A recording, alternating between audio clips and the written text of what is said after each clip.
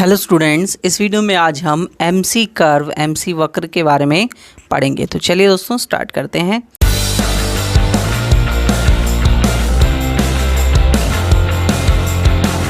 देखिए MC curve जो होता है वो बनाया जाता है आपके पास। एमसी पहले समझ लेते हैं एमसी होती क्या है। मार्जिनल कॉस्ट है ना, फिर आगे बढ़ते हैं।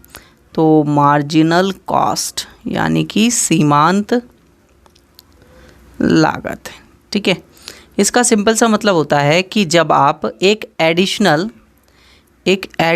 यूनिट का प्रोडक्शन करते हैं, ठीक है, production of a additional unit, ठीक है, एक अतिरिक्त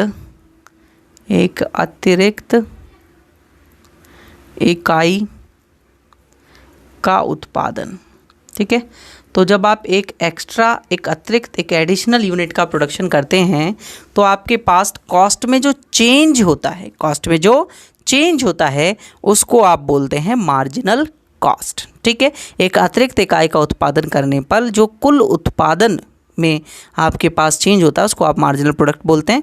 इसी तरीके से जब एक अतिरिक्त इकाई का उत्पादन बढ़ने पर कुल लागत टोटल कॉस्ट में जो आपके पास चेंज होता है, परिवर्तन आता है या जो इंक्रीमेंट होता है, वो आपके पास मार्जिनल कॉस्ट होती है। देखिए कैसे, हमने एक यूनिट का प्रोडक्शन किया 2, 3 और 4 और वहाँ वक्त हमारे पास टोटल कॉस्ट आ रही थी, मान लीजिए 20, 28, 34 और 38, ठीक है। तो आपने जब एक एक्स्ट्रा यूनिट का यहाँ पर प्रोडक्शन किया है तो आपके पास टोटल कॉस्ट जो है वो 8 से बढ़ गई। यही आपके पास मार्जिन कॉस्ट है और स्टार्टिंग में तो 20 है, 0 to 20 20 हो जाएगा। और फिर एक और एक्स्ट्रा यूनिट का प्रोडक्शन किया तो आपके पास कॉस्ट 6 से बढ़ी। एक एक्स्ट्रा और यूनिट का प्रोडक्शन किया तो आपके पास कॉस्ट 4 से बढ़ी। तो ये जो एक्स्ट्रा एडिशनल कॉस्ट आ रही है, एक एक्स्ट्रा एडिशनल कॉस्ट आ रही है, इसको ही आप बोलते हैं मार्जिनल कॉस्ट। जब हम एक एक्स्ट्रा यूनिट का प्रोडक्शन करते हैं तो हमारे पास कुछ एडिशनल एक्स्ट्रा कॉस्ट आती है, कुछ अतिरिक्त लागत आती है, उसको आप बोलते हैं मार्जिनल कॉस्ट यानी कि सीमांत लागत, ठीक है। तो अब आपके पास जो मार्जिनल कॉस्ट कर्व होता है वो देखिए कैसे बन जाता है। तो आप लोग यहाँ पर दिखाएंगे क्वांटिटीज़ यानी कि क्यू, हम लोग यहाँ पर हम क्यू दिखाएंगे और यहाँ पर हम लोग मार्जिनल कॉस्ट एमसी दिखाएंगे। तो जो मार्जिनल कॉस्ट कर्व होगा बच्चे वो आपका इस तरीके से बनेगा, यू शेप का, ये, ठीक है। तो ये होगा आपके पास मार्जिनल कॉस्ट कर्व। बिकॉज आप देख सकते हैं यहाँ पर आपके पास जो है वो प्रोडक्शन की यूनिट बढ़ने पर कॉस्ट जो है वो क्या होते जा रही है, कम होते जा रही है। देख सकते हैं आप, पहले कॉस्ट आपकी इतनी आ रही थी, अब कॉस्ट कम आ रही है, फिर कम आ रही है, फिर और कम आ रही है, ठीक है। इसका सीधा रीज़न क्या है? इसका रीज़न है मैंने बताया भी हुआ था कि आपके पास जो एमपी कर्व है वो आपके पास कुछ इस तरीके से बनता था, कुछ इस तरीके से, ठीक है। तो वहाँ पर आप देखते थे जब टोटल प्रोडक्शन बढ़ रहा है तो वहाँ पर मार्जिनल प्रोडक्शन भी बढ़ रहा है ना, सीमांत उत्पाद भी बढ़ रहा है। तो अगर प्रोडक्शन बढ़ रहा है लेबर लगाने पर तो आपके पास कॉस्ट क्या हो रही है, वहाँ पर कम हो रही है, तो कॉस्ट कम होते जा रही है, ठीक है। इसी तरीके से जब प्रोडक्शन आपके पास कम हो रहा है तो आपके पास कॉस्ट बढ़ते जा रही है, कॉस्ट देखिए बढ़ते जा रही है, ठीक है। इसलिए ये कैसा है, यू शेप का है, क्योंकि यहाँ पर भी लॉ ऑफ वेरिएबल प्रोपोर्शन लगते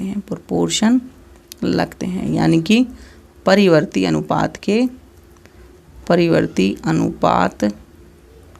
के नियम, ठीक है, क्लियर है।